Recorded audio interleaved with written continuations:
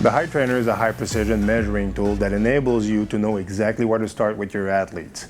We have established protocols that will help you create a solid and reliable baseline. So first step, the athlete needs to get familiar with the HiTrainer. So for that, you need to position your athlete the right way, use the uprights, find out the proper position, and make sure that your athlete has the right spine alignment, gets comfortable with the walk, with the arm action, the leg action, gets comfortable with the push of the belt, get familiar with the fact that it has no motor, they are the motor.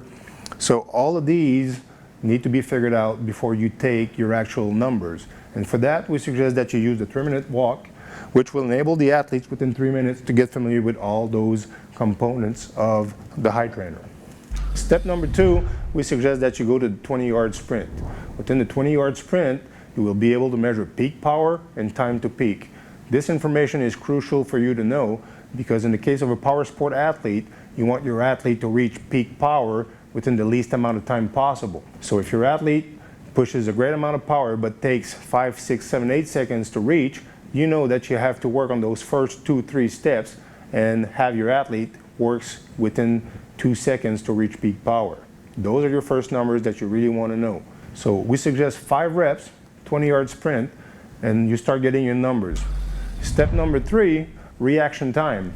We know that a lot of athletes takes too long to process information, and since processing information is the name of the game when we talk about power and speed, you want to know how long it takes them to react.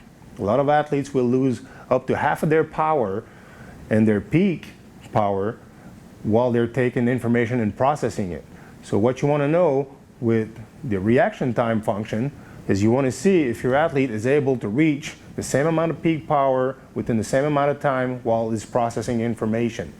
So once you have these data, you want to compare with step number 2, well, where you're going to be able to see if, for one, great peak power is reached within 20 yards, is it reached also within a 5-meter sprint on a reaction time. You need to put these two data together and make a link. Step number 4, you want to establish a solid baseline as far as conditioning. With conditioning, depending on the sport that your athlete will play, you can establish the proper protocol to work within the right energy file.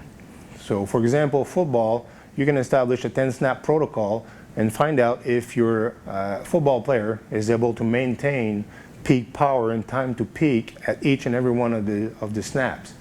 So this is crucial information to know as far as knowing if your athlete is able to maintain a full quarter at full power, or if your athlete can only play half of a quarter. Step number 5, having all these data will provide you enough information to put together the right strength and conditioning program for your athletes that will help him or her reach their full potential.